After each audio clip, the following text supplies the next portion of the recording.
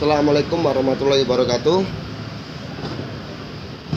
Nah, sekarang saya ingin membicarakan soal urusan pemerintahan. Urusan pemerintahan di dalam skema otonomi daerah itu ada diatur di Undang-Undang Pemda nomor 23 tahun 2014. Nah, apa sih urusan pemerintahan itu? Nah, urusan pemerintahan dalam ini dibagi menjadi 3. 1. Urusan pemerintahan absolut. Yang kedua, urusan pemerintahan konkuren. Yang ketiga, urusan pemerintahan umum. Nah, apa sih urusan pemerintahan absolut itu? Bagian satu ini itu sepenuhnya kewenangan pemerintahan pusat. Sepenuhnya kewenangan pusat. Andai pun ada di daerah, itu pasti karena ada penugasan atau diwakili oleh lembaga vertikal yang ada di daerah. Nah, nanti kita akan terangkan ya. Nah, yang kedua itu urusan pemerintah konkuren. Apa sih itu? Ini urusan pemerintahan yang dibagi antara pusat dengan provinsi atau kabupaten kota. Jadi pembagian ini soal pembagian, rumus pembagian ini. Rumus pembagian urusan penyelenggaraan negara. Nah, kalau di konker ini kan sudah jelas tadi, ini adalah urusan pembagian antara pemerintahan pusat dengan pemerintahan provinsi atau kabupaten kota. Bisa dan ya, atau dan ya. Jadi bisa provinsi dan kabupaten kota juga memiliki kewenangan ini. Nah, ada pembagian. Nah, posisi pemerintah pusat apa dalam posisi ini ya? Dalam posisi urusan pemerintahan konkuren ini, urusan pemerintahan pusat itu adalah menetapkan norma atau standar kebijakan dan kriteria. Jadi misalkan kita pemerintah pusat ingin ngomong kebangsaan, misalkan ngomong kebangsaan, maka pemerintah daerah itu harus melaksanakan sosialisasi tentang kebangsaan misalkan. Nah, tolok ukurnya kriteria-kriteria apa yang akan disampaikan oleh pemerintah pemerintah daerah, gubernur atau kabupaten kota, itu standarnya dibuat oleh pemerintah pusat oleh konkuren. Nah, kemudian kita beranjak kepada urusan pemerintahan umum. Urusan pemerintahan umum itu urusan yang menjadi kewenangan presiden sebagai kepala pemerintahan. Ya, ingat ya, presiden sebagai kepala pemerintahan. Ini biasanya soal administratif, karena pemerintahan itu soal administratif. Kan kalau di Indonesia sebagai presidensial itu kan presiden sebagai kepala pemerintahan dan kepala negara. Nah, ini adalah sebagai kepala pemerintahan. Kalau presiden membuat SK, surat keputusan, itu menandakan bahwa presiden sedang berperan sebagai kepala pemerintahan. Misal saya diangkat sebagai menteri, itu kan harus ada SK presiden.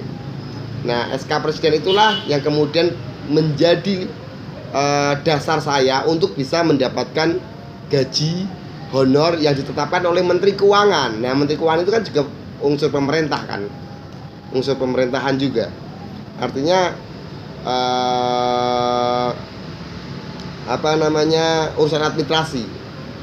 Nah, apa sih urusan ini? Urusan umum ini itu meliputi pembinaan wawasan kebangsaan, persatuan dan kesatuan, koordinasi pelaksanaan administrasi.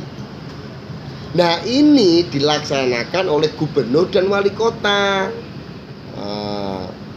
Jadi mengenai apa ya? Kalau kita ngomong mengenai ideologi Pancasila, 4 pilar misalkan, 4 pilar lah. 4 pilar Pancasila itu kan soal kebangsaan ini.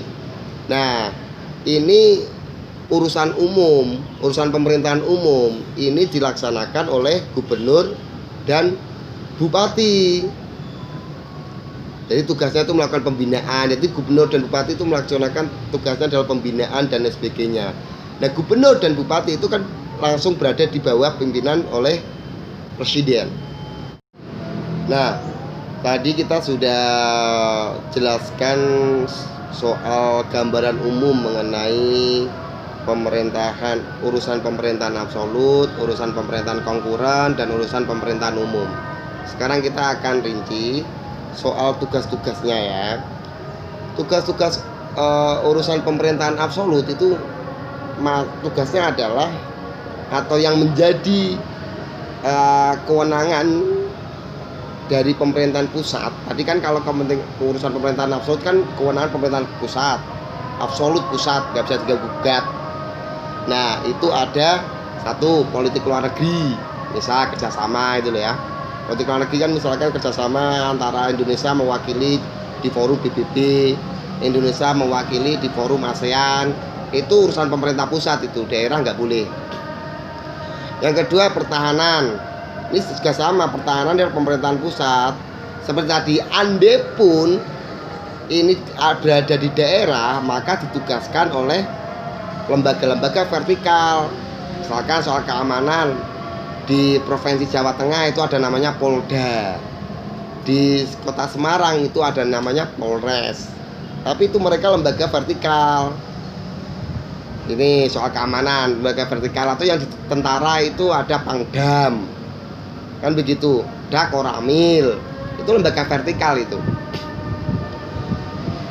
Yang keempat itu soal justisi, peradilan. Peradilan ini kewenangan pemerintahan absolut, mutlak.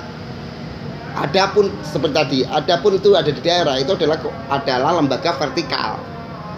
Misal Mahkamah Agung, di provinsi itu ada namanya Pengadilan Tinggi Negeri, misalkan di tingkat kota atau kabupaten ada pengadilan negeri. Tapi ini kan lembaga vertikal nih. Kemudian yang kelima itu soal moneter dan fiskal nasional ya. Ini soal fiskal nasional.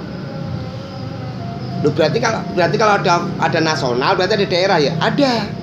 Yang dimaksud fiskal nasional ini kebijakan soal perekonomian atau yang bisa mempengaruhi peningkatan perekonomian yang menyeluruh secara nasional. Misal dulu rame-rame soal tax amnesty ya, soal penghapusan pajak, itu kan kebijakan fiskal nasional itu, karena akan berdampak pada pendapatan secara nasional, pendapatan APBN. Nah, kalau di daerah apa? Daerah itu banyak, misalkan soal pajak restoran, pajak hotel, pariwisata, PBB. Nah, itu ada, itu kebijakan daerah. Terakhir itu soal agama. Agama itu kewenangan absolut pemerintah pusat, tapi juga kan bisa dilaksanakan di daerah, tapi yang melaksanakan adalah lembaga vertikal. Kalau di daerah masalah agama ada kanwil, di tingkat kabupaten kota itu adalah departemen agama atau depak. Nah, pada dasarnya ya bisa di daerah, tapi yang megang adalah lembaga vertikal atau gubernur. Nah, lembaga vertikal atau gubernur, karena dalam asas desentralisasi atau asas otonomi daerah itu gubernur itu adalah perwakilan atau tangan panjang pemerintah pusat untuk mengatur di daerah-daerah itu, untuk mengatur daerah. Jadi gubernur itu adalah kewenangan, gubernur adalah tanda kutip perwakilan pemerintah pusat untuk mengontrol kabupaten kota. Nah, sekarang kita menginjak kepada detail terkait urusan pemerintah konkuren. Kalau tadi kan umum ya, sekarang detailnya. Kalau di urusan pemerintah konkuren itu dibagi menjadi dua. Satu, urusan pemerintahan wajib. Yang kedua, urusan pemerintahan pilihan. Dua itu ya. Kita jelaskan. Yang pertama, urusan pemerintahan wajib. Dalam hal ini itu juga dibagi menjadi dua. Satu, urusan pelayanan dasar. Yang kedua, yang terkait dengan yang tidak terkait dengan pelayanan dasar. Berarti ada pelayanan dasar dan yang terkait tidak yang terkait dengan selain pelayanan dasar ya. Agak gimana tadi? Nah, kita ngomong yang pelayanan dasar. Apa sih pelayanan dasar? Artinya ini kebijakan atau yang harus dijalankan pemerintah daerah ya, atau pemerintah provinsi ya. Itu satu soal yang primer, itu soal pendidikan, kesehatan, pekerjaan umum, penataan ruang, perumahan, dan kawasan permukiman. Ketentraman itu masuk dalam ketentraman itu masuk dalam pelayanan dasar. Misalkan kasus COVID saat ini, ujung tombaknya itu kan Pemda, pemerintah daerah ujung tombaknya itu, atau wali kota atau bupati, itu ujung tombak. Karena soal ketentraman, perlindungan masyarakat, ketertiban, dan sosial. Ini pelayanan dasar ya. Jadi kalau ada pemerintah, bupati maupun gubernur ingin membuat program, diutamakan adalah ini dulu. Makanya kalau di daerah ada pendidikan bosok, rumah sakitnya bobrok, nah itu dipertanyakan itu, apakah mereka anggarannya itu untuk apa. Jadi kalau soal mindset pengelolaan pemerintah, berarti kalau ingin melakukan pengelolaan di pemerintah daerah, anggaran utamanya yang harus dilebihkan itu adalah pendidikan, kesehatan, atau yang masuk dalam lingkup pelayanan dasar. Sedangkan yang kedua adalah yang tidak berkaitan dengan pelayanan dasar. Nah, ini di nomor 2 kan. Jadi setelah pelayanan dasar terpenuhi, kemudian baru yang tidak berkaitan dengan pelayanan dasar. Nah, atau dalam hal APBD-nya itu misalkan pelayanan dasar itu 70%, 30%-nya itu untuk pelayanan yang tidak berkaitan dengan pelayanan dasar. Apa sih itu? Tenaga kerja, pemberdayaan perempuan, perlindungan anak, pertanahan, apa itu KB, keluarga berencana, terus UMKM, itulah koperasi UMKM dan sebagainya, itu setelah pelayanan dasar. Nah, setelah kita ini soal urusan pemerintahan wajib ya, yang konkuren. Nah, kemudian yang pembagian kedua yaitu urusan pemerintahan pilihan. Kan tadi ada urusan pemerintahan wajib, dalam urusan pemerintahan konkuren kan ada 2, urusan pemerintahan wajib dan urusan pemerintahan pilihan. Nah, sekarang kita akan membahas soal urusan pemerintahan pilihan. Itu soal apa? Soal kelautan, perikanan, pariwisata, energi dan sumber daya mineral. Jadi kalau di daerah kok cuma ributnya hanya soal sumber daya mineral ya, sedangkan pendidikannya nggak terurus, kesehatannya nggak diurus, maka dipertanyakan.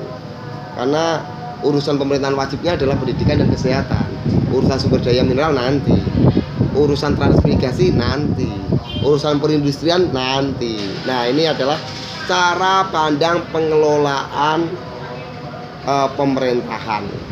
Yang tadi kita sudah dijelaskan ada 3 urusan pemerintahan, yaitu urusan pemerintahan absolut, urusan pemerintahan konkuren, dan urusan pemerintahan umum.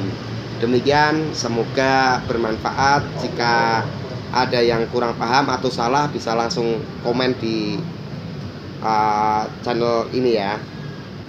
Wassalamualaikum warahmatullahi wabarakatuh.